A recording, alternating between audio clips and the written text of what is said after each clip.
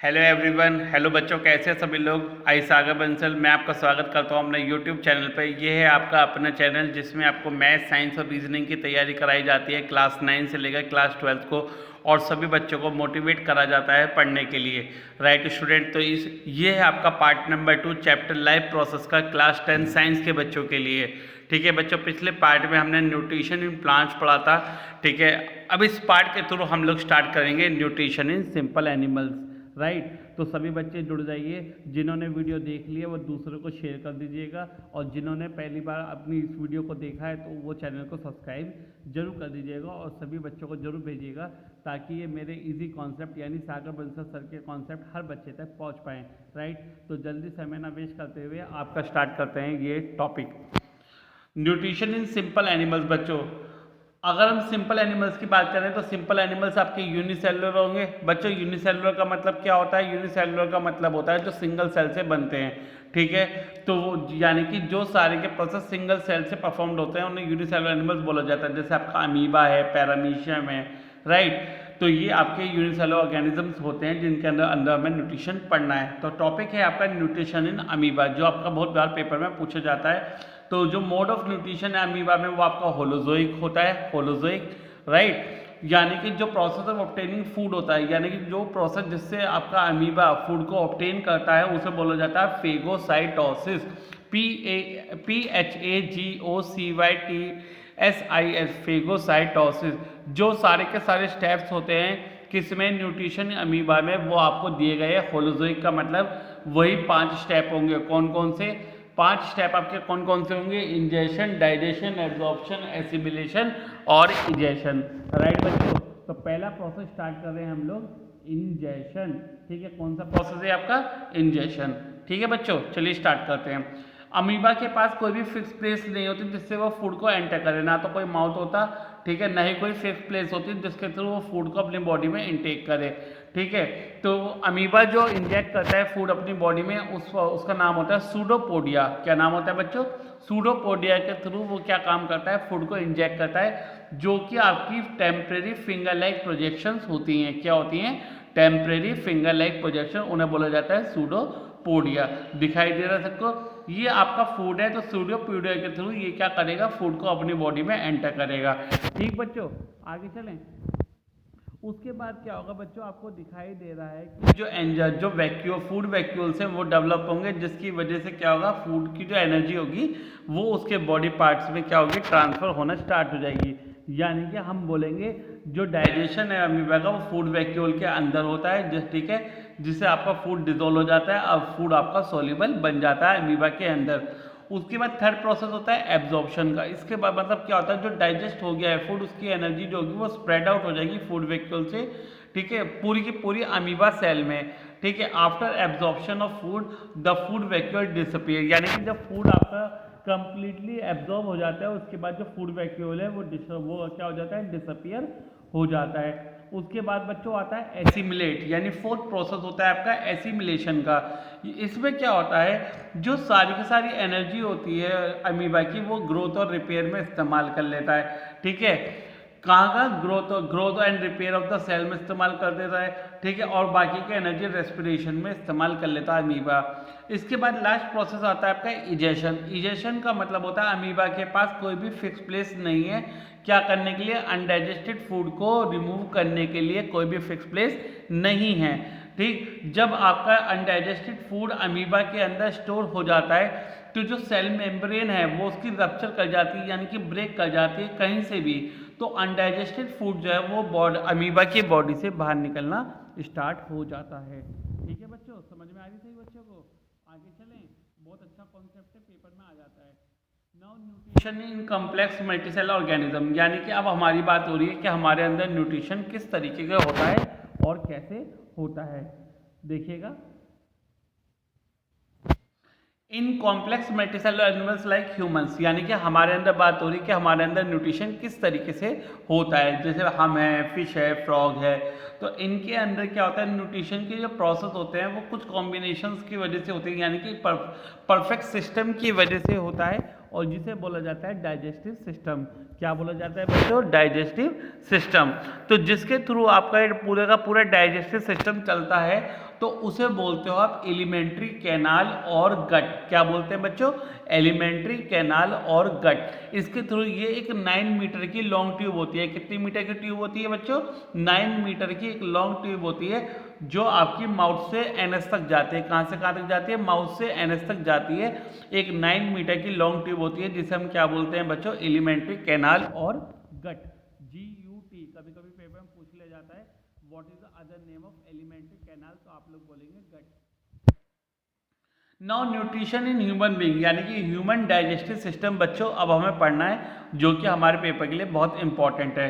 तो कौन कौन से ऑर्गन हैं जो हमारे ह्यूमन डाइजेस्टिव सिस्टम में वर्क करते हैं? माउथ है, ईसोफेगस है, ठीक है, स्टमक है, स्मॉल इंटेस्टाइन है, लार्ज इंटेस्टाइन है एंड सो ऑन। तो ये सारे आपके जो ऑर्गन्स हैं वो वर्क करते हैं आपके किसमें?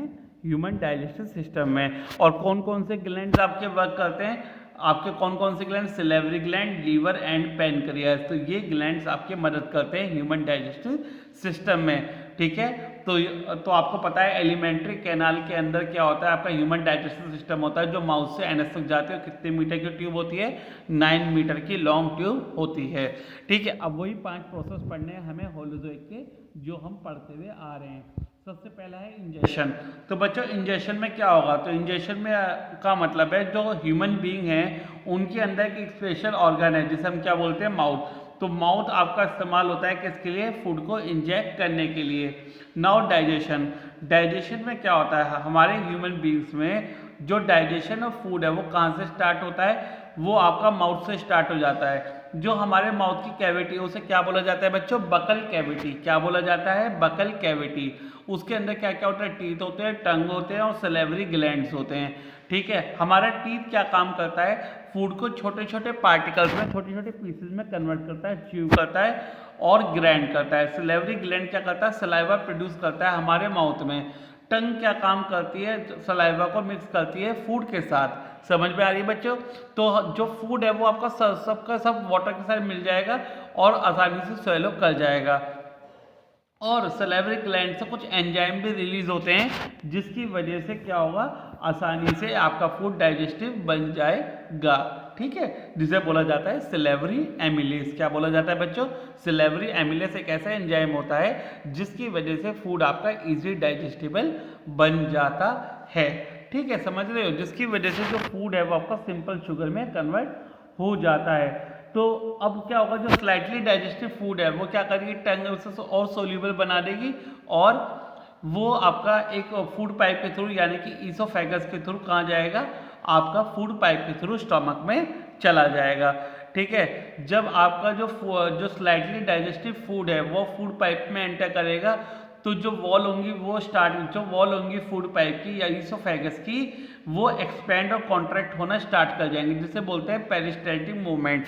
आपको पता है खाना कहीं भी हमारी जो एलिमेंट्री कैनाल है वो रुकता नहीं है, तो जो उसके अंदर मूवमेंट होता है खाने का इन और आउट उसे क्या बोला जाता है? पेरिस्टैल्टिक मूवमेंट बोला जाता है। वो आगे की तरफ बढ़ता चला जाता है।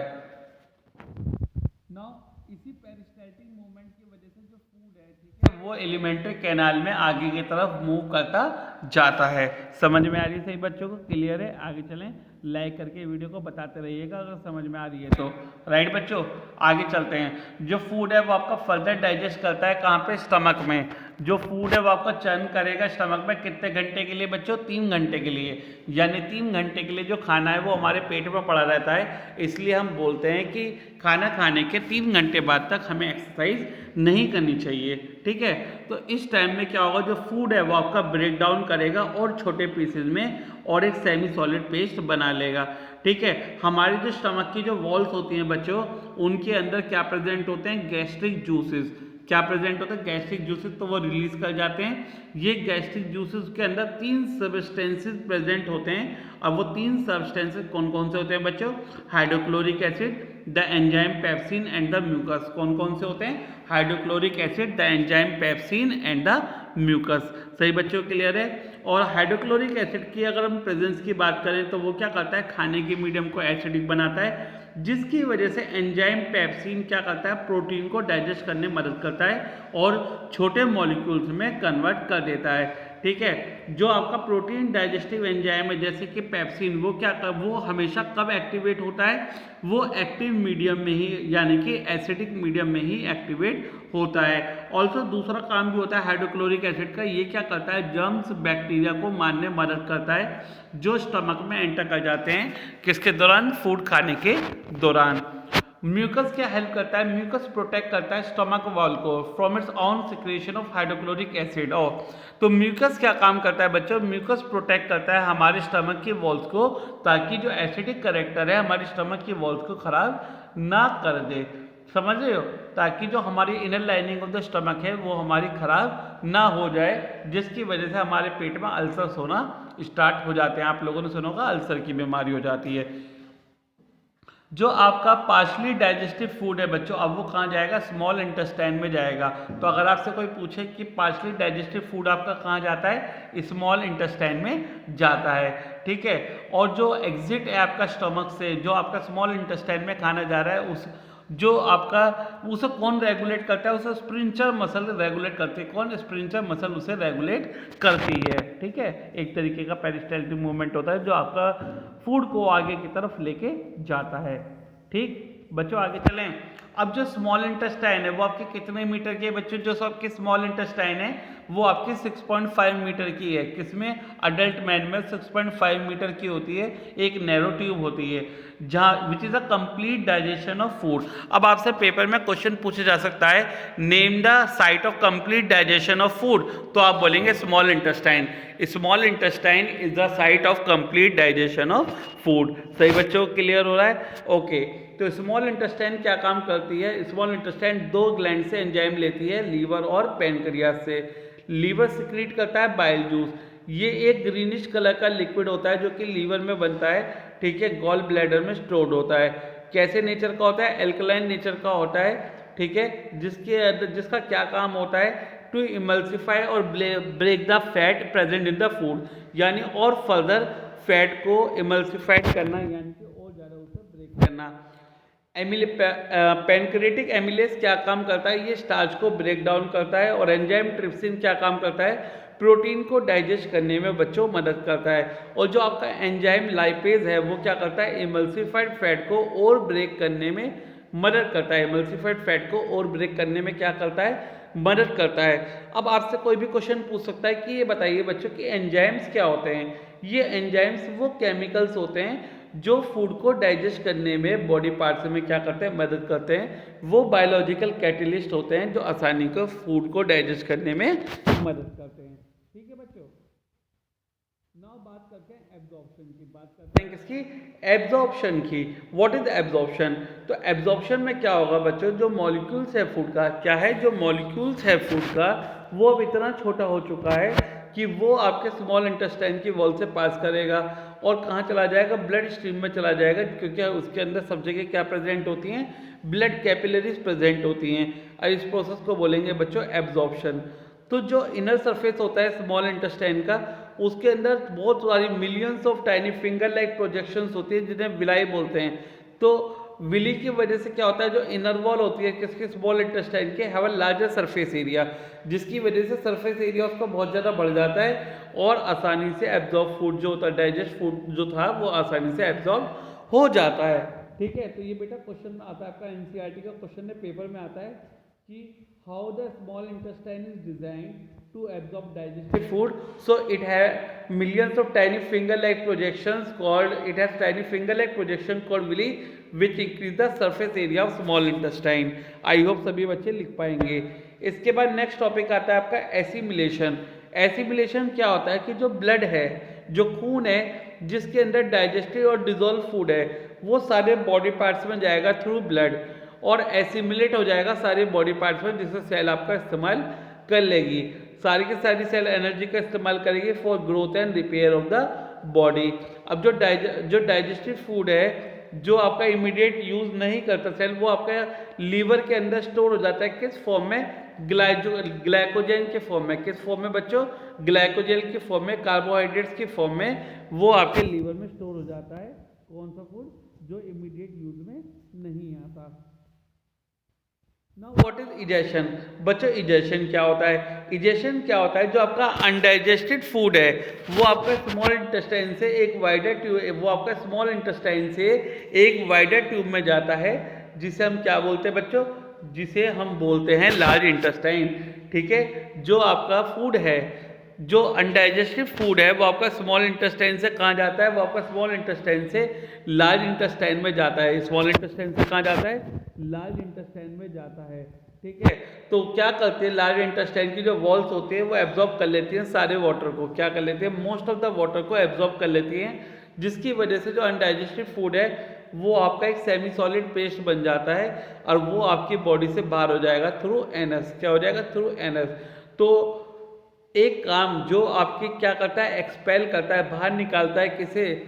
एक अनवांटेड वेस्ट को, तो उसे क्या बोला जाता है? इजेशन और डेफिकेशन। क्या बोला जाता है? इजेशन और डेफिकेशन। ठीक। Now what is dental caries? जैसे नाम से पता चल रहा है दांतों की केयर। डेंटल कैरीज मतलब दांतों की केयर करना। डेंटल कैरीज का मतलब बच्चों दांतों की केयर कराना। ठीक है, नाउ जब भी हम कोई शुगरी फूड खाते हैं तो हमारे दांतों में बैक्टीरिया जनरेट हो जाते हैं। क्या जनरेट हो जाते हैं? बैक्टीरिया जनरेट हो जाते हैं। ये एसिड क्या काम करते हैं? हमारे दांतों के अंदर जो कैल्शियम प्रेजेंट होता है, कैल्शियम सॉल्ट प्रेजेंट होते हैं, उन्हें खत्म करने में मदद करते हैं, जिसकी वजह से डेंटाइन बन जाती है, यानी कि कैविटीज बनना, यानी कि होल्स बनना स्टार्ट हो जाते हैं हमारे टूथ के अंदर। ठीक है, जिसकी वजह से क्या होगा? जो एसिड फॉर्मिंग बैक्टीरिया है वो हमारी नर्व्स एंडिंग को क्या करेंगे? इरिटेट करेंगे। ठीक है, क्या करेंगे? इरिटेट करेंगे, जिसकी वजह से क्या होगा? सडन टूथ एक, यानी कि दांतों में दर्द होगा और सीवियर पेन होना स्टार्ट हो जाएगा। ठीक है, तो इन स्मॉल कैविटीज को जो आपका एसिड फॉर्मिंग बैक्टीरिया की वजह से और इम्प्रॉपर डेंटल केयर, यानी कि अपने दांतों की केयर ना करने की वजह से जो जनरेट होता है उसे बोला जाता है डेंटल कैरीज। अगर आपको इसे प्रोटेक्ट करना है बच्चों, तो आप इसे डेंटल कैरीज को कैसे प्रोटेक्ट करोगे? या तो आप दिन में 2 बार ब्रश करोगे, सुबह और शाम 2 बार ब्रश करोगे, या फिर बच्चों क्या कर सकते हैं हम लोग? वाटर से माउथ को क्या कर सकते हैं? वॉश कर सकते हैं। जब भी कुछ खाएं, खाने से पहले और खाने के बाद हम लोग क्या करें? माउथ को वॉश कर लें, ताकि हमारे दांतों पे ना तो पहले कुछ लगा हो और ना खाने के बाद में कुछ लगा रह जाए। राइट बच्चों? तो आपको ये सारा पार्ट क्लियर हो गया। आई होप आपको पार्ट नंबर 2 समझ में आ गया होगा। तो बच्चों वेट करिए पार्ट नंबर 3 का, for the chapter life process class 10 science. ठीक है, सभी बच्चों को ये चैप्टर शेयर कीजिए। जल्दी से जल्दी 2 वीडियो आ चुकी हैं और आने वाली वीडियोस अभी लाइन में हैं, आने ही वाली हैं, और चैप्टर्स की वीडियो आएंगी। तो सभी को शेयर कीजिए, चैनल को सब्सक्राइब करिए अगर नहीं करा है, सबको भेजिए, लाइक करिए, शेयर कीजिए और ज़्यादा से ज़्यादा फैलाइए, ताकि सागर सर के ईजी कॉन्सेप्ट हर बच्चे तक पहुँच पाएँ, चाहे ऑनलाइन चाहे ऑफलाइन चाहे यूट्यूब, किसी भी माध्यम से आप सभी बच्चे मुझसे जुड़े रहें। ठीक है, जिज्ञासा है तो मुमकिन है। All the best from Sagar Bansal sir.